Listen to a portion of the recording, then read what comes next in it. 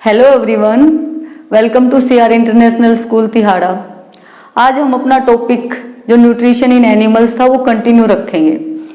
Nutrition of in animals हमने कुछ पढ़ा है, जिसमें ह्यूमन डाइजेस्टिव सिस्टम था, उसके बारे में हमने पढ़ा कि उसकी जो एलिमेंट्री कैनाल है उसके ऑर्गन्स कौन कौन से हैं, उसकी लेंथ कितनी होती है, कैसे उसमें डाइजेशन होता है, कैसे एब्जॉर्प्शन होता है, कैसे एसिमिलेशन, कैसे इजेशन, ये सब हमने ह्यूमन बींग्स के अंदर पढ़े थे। ह्यूमन बींग्स के बाद हमारे यहाँ दो और दे रखे हैं, एक तो रूमिनेंट्स का और एक अमीबा का। अब रूमिनेंट्स का अलग क्यों है, रूमिनेंट्स होते क्या हैं, इसके बारे में हम पहले पढ़ते हैं। रूमिनेंट्स होते हैं, इसका हिंदी मीनिंग होता है रूमिनेंट्स का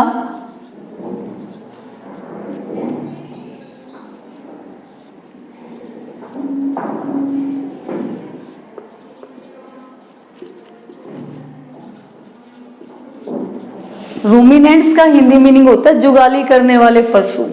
ठीक है, नॉर्मली आपने देखा होगा कि गाय भैंस जो होते हैं वो सुबह इतना सारा चारा खा जाते हैं, फटाफट फटाफट खा के उसको अपनी बॉडी के अंदर कर लेते हैं, लेकिन दिन के टाइम या रात में जब वो फ्री बैठते हैं तो अपना मुंह चलाते रहते हैं। तो वो जो प्रोसेस है, यानी कि जो दिन में सुबह उन्होंने जो फूड खाया था उसको वापस दिन में चबाने का जो प्रोसेस है वो कहलाता है रूमिनेशन, जुगाली करना, और वो एनिमल्स कहलाते हैं रूमिनेट्स। इसके जो एग्जाम्पल आपने देखे होंगे, एग्जाम्पल है वो काऊ, बुफेलो, ये सब रूमिनेंट्स के एग्जाम्पल हैं। अब इनके अंदर क्या प्रोसेस है कि कैसे ये भोजन लेते हैं और कैसे डाइजेस्ट करते हैं, ये हमारी बॉडी से डिफरेंट कैसे है। इसके लिए रूमिनेंट्स में स्टार्टिंग का जो प्रोसेस है कि वो माउथ से इंजेक्शन का, कि वो माउथ से अपना भोजन पिकअप करते हैं और वहां से वो फूड पाइप की हेल्प से स्टमक में जाता है। यहाँ तक का तो प्रोसेस लगभग हमारी बॉडी से मिलता जुलता है, लेकिन हमारे स्टमक से उसके स्टमक में डिफरेंस होता है। उसके स्टमक में 4 चैम्बर्स होते हैं, उन चैम्बर्स के नाम देखो।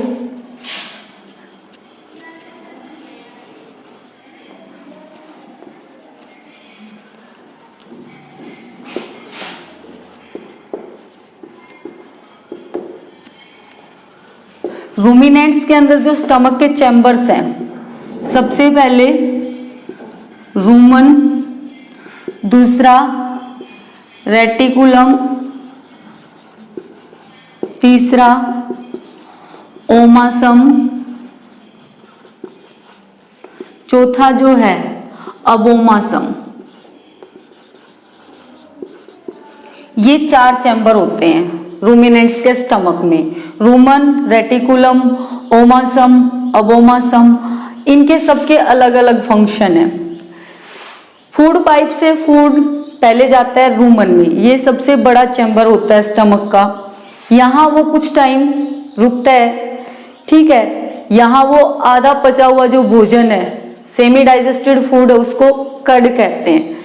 वहां से ये क्या करता है, डाइजेस्ट होना स्टार्ट होता है और वापस रेटिकुलम में आता है दोबारा चीविंग के लिए और दोबारा निगलने के लिए, रीस्वेलिंग एंड रीचीविंग। रेटिकुलम से ये रूमन का नेक्स्ट चैम्बर होता है, वहां से वो माउथ के अंदर आता है और माउथ में वो दोबारा दिन में चबाते रहते हैं।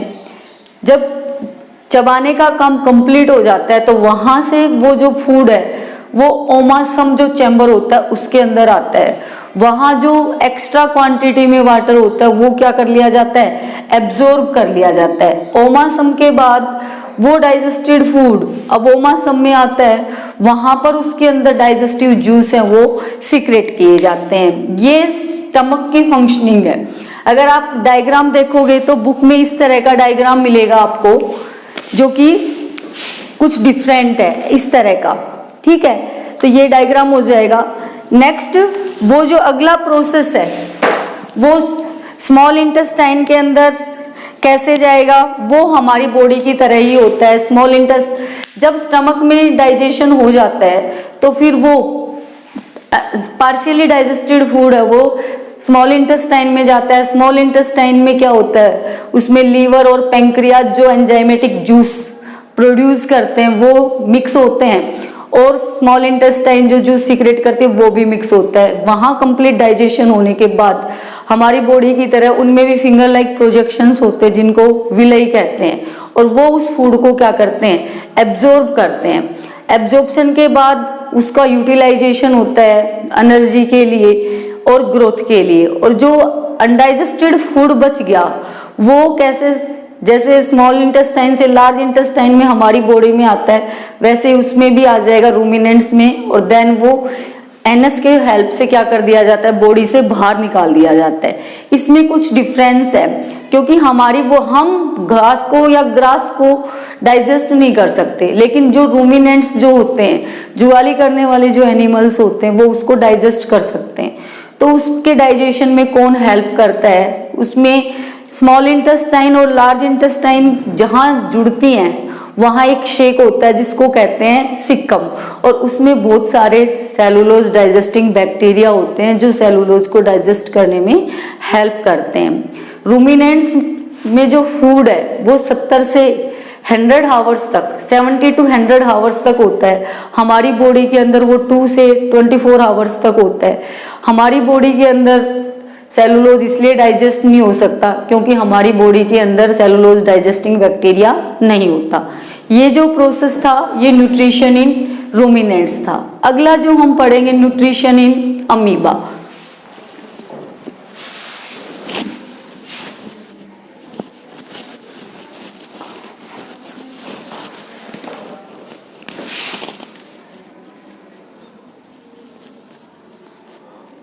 अमीबा, अमीबा में न्यूट्रिशन हमने क्यों लिया है, क्योंकि अमीबा जो होता है वो एक बहुत ही छोटा माइक्रो ऑर्गेनिज्म होता है, यूनिसेलुलर ऑर्गेनिज्म होता है, और उसकी जो बॉडी की शेप होती है वो भी इरेगुलर होती है। पानी के जो पॉन्ड्स वगैरह, गड्ढे वगैरह होते हैं नॉर्मली वहां वो मिल जाता है। इसके अंदर सारी जो फंक्शनिंग है वो एक ही सेल से होती है, इसलिए इसको क्या कहते हैं, यूनिसेलुलर कहते हैं। इसके अंदर कैसे प्रोसेस होगा, सबसे पहले इंजेशन। इंजेशन के अंदर क्या होता है, ये जो बॉडी है इसकी इस तरह से इरेगुलर, इसमें बीच में एक डेंस राउंड शेप होता है जो कहलाता है न्यूक्लियस। इसकी सारी फंक्शनिंग को कौन कंट्रोल कर रहा है, न्यूक्लियस कंट्रोल कर रहा है। अब जैसे इसको स्मेल आती है फूड की, उधर इसमें फॉल्स फीट बन जाते हैं, जैसे ये इसका क्या हो गया, शिकार हो गया, प्रे। ठीक है, तो इसमें क्या होना स्टार्ट हो जाते हैं धीरे धीरे, इस तरह से इसमें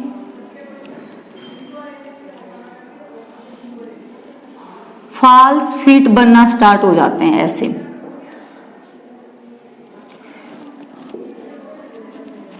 ये जो फॉल्स फीट हैं इनको सूडोपोडिया कहते हैं। इसमें पी साइलेंट रहेगा। Pseudo means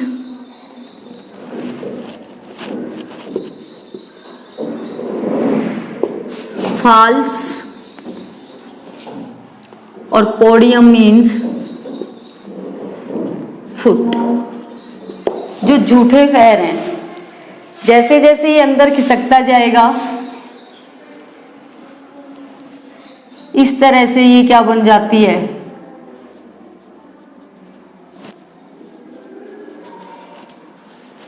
food vacuole.